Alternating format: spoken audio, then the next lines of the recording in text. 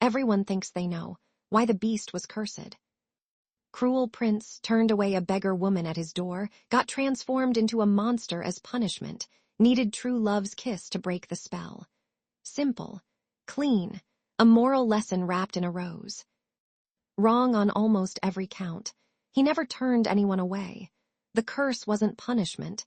It was a trade someone else made without his permission to save a life he didn't ask to be saved. And the girl who broke it, she didn't do it with a kiss. She did it by refusing to be the ending anyone else had already written for her. This is the Debt of Roses. The enchantress's name was Soline, and she had not come to that castle to test anyone's kindness. That was the first lie the village told for 100 years, retold so many times it calcified into truth. An old beggar woman turned away from a young prince's door on a cold winter's night, revealing herself as a powerful enchantress and cursing him into a monster as punishment for his coldness. The truth was smaller, sadder, and had nothing to do with punishment at all. Soline had come to that castle because Prince Rowan's mother, dying of a wasting fever the royal physicians had no name for, was the only friend Soline had ever kept from a life spent mostly alone, feared by villagers who called her witch behind cupped hands and only came to her door when their children stopped breathing and every other remedy had failed. Rowan's mother had been kind to her once, decades ago, in a way that cost her nothing and meant everything, and Soline had never forgotten it. So when the fever came for her, Soline came too, not with a curse, but with the only magic strong enough to hold death back a little longer. A trade. A life extended in exchange for a life bound. She did not ask Rowan's permission, because there was no time, and because she genuinely believed, in the moment, that any son would choose his dying mother's extra years over his own comfort without hesitation. She was right about that much. What she got wrong was the shape of the price. The binding did not simply extend the queen's life. It anchored her recovery to her son's form, wound so tightly into his very shape that saving her required changing him, not punishment, but literal sacrifice, paid in a currency neither of them had agreed to in advance. Rowan woke on the third morning of his mother's miraculous recovery to find his own hands transformed into something clawed and strange, his reflection in the window glass no longer his own. His mother lived another 11 years, healthy and unaware, for reasons that will matter later, exactly what her survival had actually cost. Soline did not vanish after that first terrible morning, the way the old songs claim, cursing him and disappearing into legend. She stayed nearby for months, unable to face him directly, watching from the tree line as the staff fled the castle one by one, terrified of the thing their prince had become, until only a handful of the most loyal remained, and eventually not even them. She told herself she would return once she'd found a way to reverse what she'd done. She did not find one. Guilt, she would learn over the following years, was a far worse companion than the loneliness she'd once known before she'd had a friend at all. She visited 3 times over those first 7 years, always briefly, always at night, always leaving before Rowan could ask her the one question she had no honest answer for, whether there was any way to undo what she'd done. On her second visit, 4 years in, she found him barely speaking at all, having stopped receiving even the few servants still willing to bring his meals, communicating through notes left outside his door instead of risking anyone's reaction to his face. She sat with him that night in silence for hours, offering nothing, because she had nothing true to offer, and left before dawn feeling more like a coward than she had in the entire 4 decades of her life before that curse. On her third visit, 6 years in, she finally told him a version of the truth, not the full architecture of the spell. She still didn't have the courage for that, but enough to explain that his mother's recovery had cost him something, and that she didn't yet know how, or whether, that cost could ever be repaid or reversed. It was the first honest conversation they'd had since the transformation, and it left them both raw in a way that took weeks to settle, but it also opened something between them that had been sealed shut by guilt and shame in equal measure, the first small crack toward the harder honesty that would matter enormously. A year later, when Belle arrived and started asking the questions Rowan had never quite found the nerve to ask himself. Here is where you think you know the shape of this story. A girl named Belle, a father lost in a storm, a single stolen rose, a beast's roar demanding payment. Belle's father, Morris, did not stumble into that castle by accident, the way the old songs insist. That is the second lie, and it is a more uncomfortable one than the first, because it implicates someone the story usually protects entirely. Morris was a merchant who had, 3 years before that storm, borrowed heavily against a shipping venture that failed catastrophically, losing not his own money, but money belonging to men considerably more dangerous than himself. He had spent 3 years quietly, desperately searching for any way to cover a debt that grew larger every season it went unpaid. And it was in that searching, not accidental wandering, that he first heard rumors of a cursed castle in the woods, said to be filled with treasure nobody living had ever successfully claimed and returned to tell about. He went looking for that treasure deliberately. He told his daughters he was traveling to a trade fair. He found the castle exactly as the stories describe. Vast, seemingly abandoned, magic humming faintly beneath every surface. He found a garden of impossible roses blooming in the dead of winter, and here the old story insists he picked one only because his youngest daughter had asked for nothing else as a gift. The truth is smaller and worse. He picked the rose because an old rumor claimed the castle's enchanted blooms could be sold to alchemists for a small fortune, and Morris, drowning in debt, was past the point of caring whose garden it grew in.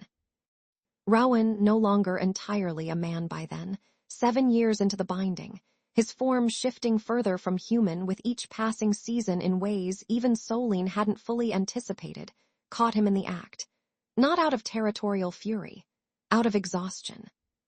7 years of isolation had worn Rowan down into something raw and reactive, and the sight of a stranger stealing from the one beautiful, untouched thing left in his entire imprisoned life broke something in him that had been holding steady for a long time. He did not demand Morris's life, the way the songs claim, in some grand operatic gesture. He demanded, in a voice half his own and half something else entirely, that Morris send one of his daughters to take his place, not as a bride, not as a hostage exactly, but as company. Proof that someone, anyone, could look at what he'd become and choose to stay in the same room voluntarily. Morris, terrified and ashamed in equal measure, agreed before he'd fully considered what he was agreeing to. He told his daughters a version of events considerably more heroic than the truth, that he'd been caught trespassing, that the beast had spared his life on the condition that one of them come live at the castle, that he had fought and argued and lost. Belle believed him completely, because she had spent her whole life believing the best of a father who had never given her reason to imagine otherwise. She volunteered before her sisters could speak, and rode to the castle believing she was saving her father from a monster's cruelty, when in fact she was covering a debt he had gone looking for entirely on his own. Her first weeks at the castle were nothing like the songs describe either, no immediate warmth, no enchanted furniture bustling about to make her comfortable. The castle staff who remained were few, weary, and careful with her in the specific way people are careful around something they don't yet trust not to break. Rowan himself avoided her entirely for the first 11 days, taking his meals alone, leaving notes instead of conversation, as though proximity itself might be a cruelty he wasn't willing to inflict on a girl who hadn't chosen any of this. It was Belle who broke that pattern, not out of romance, but out of restlessness and a stubborn refusal to spend her captivity being managed by a stranger's guilt. She found him on the 12th night in the West Wing library, and instead of the fear the old story assumes she should have felt, she simply sat down across from him and asked what he was reading. He didn't answer at first, waiting for the scream, the flinch, the horror he'd braced for from every servant who still occasionally glimpsed him by accident. When none of it came, something in him, cautious, disbelieving, allowed itself, just slightly, to unclench. Belle did not fall in love with the beast quickly, and this is the third correction the old story owes you. The slow, gentle courtship the songs describe, the library, the dancing, the growing tenderness, did happen, largely as remembered. But it happened alongside something the story conveniently omits, which is that Belle spent her first several months at that castle deeply, quietly furious. Not at Rowan.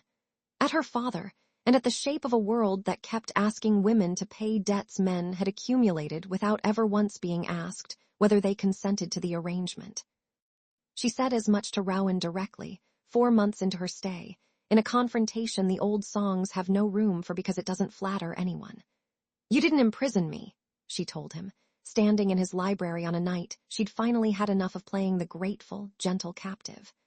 "My father did, the moment he decided a shipping debt was worth more than asking any of his daughters what we wanted. You're just the room he locked the door on." Rowan, who had spent 7 years alone with nothing but his own guilt and Soline's occasional, remorseful visits for company, did not defend himself. "You're right," he said. "I don't know how to fix that. I don't think I can. I can only tell you that you're free to leave whenever you choose, and I mean it, and I understand if choosing to stay after hearing that makes you angrier, not less." That honesty, the plain, undefended shape of it, did more to begin something real between them than any enchanted rose or midnight dance ever could have. Belle stayed another 2 months out of genuine curiosity about who he actually was underneath the curse and the guilt both. What grew between them in that time was real, but it grew in spite of the story's original architecture, not because of it, and Belle never once let herself forget the difference. There was a night, midway through those 2 months, when a rival suitor from her village, a hunter named Garrick, the man her father had once hoped she'd marry for the sake of his own business connections, arrived at the castle grounds, having tracked her whereabouts through village gossip and a stable boy's loose tongue. He did not come out of love.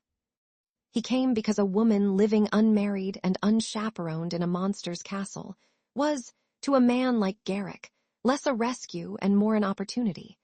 A story he could tell afterward that would make him a hero regardless of what Belle herself actually wanted. He tried to convince her to leave with him that same night, framing Rowan as a danger she surely couldn't see clearly from the inside. When she refused, calmly and completely, Garrick's charm curdled fast into something uglier, and it was Belle herself, not Rowan, who ended the confrontation, informing him, with a steadiness that surprised even her, that she had already turned down one man's version of her own rescue that year, and she had no intention of accepting a second. Garrick did not leave quietly. He rode back to the village and told a version of events considerably uglier than the truth, that Belle was being held against her will, bewitched perhaps, certainly in danger. And it was this exaggerated account that finally reached her 2 elder sisters, who until then had believed their father's original story completely. They confronted Morris directly, for the first time in 3 years, about exactly how deep his debts actually ran, and it was only then, cornered by his own daughter's fury, that Morris admitted the full truth. The trade fair had never existed, the castle had been sought out deliberately, and Belle's captivity had been, from its very first moment, a price he'd let her pay for a mistake entirely his own. Belle would not learn of this confrontation until months later, but it would matter enormously when it finally reached her. Not as new information exactly, since she'd already worked out the shape of it herself, but as confirmation that she had been right to be angry, and right not to let that anger curdle into something that closed her off from what she was still, cautiously, allowing herself to feel for Rowan. Soline returned on the 7th anniversary of the binding, the night that would determine, by the terms of her own long-ago spell, whether the trade held permanently or came due entirely. A detail she had never told Rowan, because she had spent 7 years too ashamed to face the true scope of what she'd done to him without his consent. She arrived expecting to find him alone, still furious, still suffering in isolation exactly as she'd left him. She did not expect to find Belle there, and she did not expect the particular complicated grief that hit her at the sight of the 2 of them together, because Soline understood, watching them, exactly what the binding's true terms actually required, and exactly how much worse the truth was than anything either of them had been told. The curse did not end with true love's kiss. That is the 4th and final correction, the one the old songs get most spectacularly wrong. The curse ended only when someone freely chose to bind their own remaining years to Rowan's condition. A second sacrifice, mirroring the first, required not out of romance, but out of the magic's actual, literal architecture. Soline had built the spell that way deliberately, all those years ago, without fully understanding what she'd built. Love alone had never been enough to undo what she'd done. Only an equal, freely chosen cost could balance the first one. She had never told Rowan this, because telling him would mean admitting that the curse everyone believed could be broken by affection alone actually demanded someone else's years, someone else's future, traded away exactly as unfairly as his own had been. Solene came that night intending to offer her own remaining years, decades of them, willingly, as penance for a debt she had never stopped carrying. She found Belle already halfway toward the same realization, having spent the last several weeks quietly researching the castle's old texts, piecing together exactly what kind of magic held Rowan's shape in place, and arriving, independently, at the same terrible arithmetic Solene had spent 7 years too guilty to voice aloud. "I was going to offer it," Belle said, when Solene finally explained everything, "before you even said it out loud. I want you to know that. Not because I love him enough to sacrifice myself, though I think, by now, I might, but because I refuse to let another person's ending get decided by someone else's guilt or someone else's debt one more time in this story. If years are owed, I want to choose whether I'm the one who pays them. That's different from being told I have to." Here is where the old story would have you expect a rescue. Belle offering herself nobly, tearfully, the curse breaking in a shower of magic light, everyone weeping with relief as Rowan transforms back into a conventionally handsome prince, and the two of them ride off toward a wedding the entire village celebrates. That is not what happened. Rowan, listening to both women calmly discussing which of them would sacrifice their future for his sake, did something neither of them had accounted for. He refused both offers. "I have spent 7 years being a debt someone else keeps trying to pay off," he said, and for the first time since the binding began, his voice held no self-pity at all, only a clear, hard-won resolve. "My mother's life was extended without my consent. Belle came here because her father gambled with her freedom instead of his own. And now the two of you are standing in my library, arguing over which of you gets to give away your future, because you both feel responsible for a mistake that was never yours to carry in the first place." He turned to Solene. "You said the binding requires an equal, freely chosen cost. Then let it be mine. Let me choose to remain exactly as I am, not cured, not restored, just as I actually am now, rather than let either of you pay a debt I never asked either of you to owe." Belle started to object, and Rowan raised a hand, gently, asking simply to be allowed to finish. "I know what you're going to say. That it isn't fair to me either, that 7 years of this is enough, that I deserve to be restored as much as anyone deserves anything in this story. Maybe that's true. But I have watched 2 women I care about deeply spend the last hour arguing over which of them gets to disappear a little for my sake. And I find I would rather live the rest of my life exactly as I am than let that happen one more time." Solene told him, gently, that the spell might not accept that kind of refusal, that it had been built to require an exchange, not a rejection of the exchange itself. "Then we'll find out," Rowan said, "because I would rather stay like this forever than let one more person's life get spent to fix a mistake that was never mine to begin with." The spell broke that night, not with a kiss, not with a sacrifice, but with a refusal so complete and so genuinely selfless that it satisfied the binding's actual, deepest condition, in a way none of its architects had ever anticipated. The magic had always required someone willing to give up their own future for another's sake, and it had simply never occurred to Solene, in all her guilt, that the person capable of finally meeting that condition honestly might be Rowan himself, refusing on behalf of everyone else instead of accepting rescue on his own.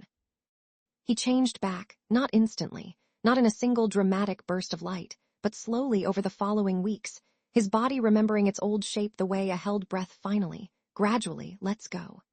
There were nights during that slow unwinding when the pain of it left him unable to speak, and it was Belle, not Solene, who sat with him through those nights, not because the story demanded it of her, but because she had decided, somewhere in the last several months, that she wanted to. Belle did not marry him immediately, and this is the last correction worth making, because it matters more than any of the others. She stayed another full year before either of them spoke of marriage at all, because she had learned, over the course of this entire story, Exactly how much damage got done every time someone rushed toward an ending before either party had genuinely chosen it for themselves. When they did marry, eventually, it was without the fairy tale trappings the village expected. No grand ceremony, no performance of a rescue neither of them believed had actually happened the way the story wanted it told. Just two people who had both, separately and painfully, learned the same lesson. That love built on rescuing someone is not the same as love built alongside someone, and only one of those things actually lasts. Rowan kept one rose from the garden that had started everything, pressed and preserved under glass in the same library where he and Belle had first sat together in wary, uncertain silence. He never explained to visitors why it mattered so much, and Belle never asked him to. Some things, she had learned, were allowed to stay exactly as private as the two people who understood them wanted them to be. Not every meaningful object needed to become part of the story other people told about them, and not every ending needed an audience to make it real. Morris never fully repaid his debt.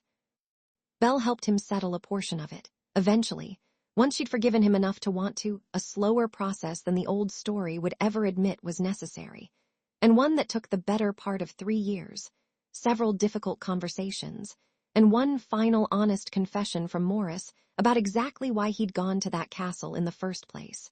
A confession he only found the courage for after watching his daughter refuse, over and over. To let anyone else's guilt decide her own choices for her. That final conversation happened at Belle's own kitchen table, years after the curse had broken, long after the village had settled comfortably into its preferred version of events, the one with the beggar woman and the punished prince, and the kiss that fixed everything. Morris arrived unannounced, older, visibly worn down by a decade of carrying a secret his own daughters had eventually pieced together without him. He did not ask forgiveness directly.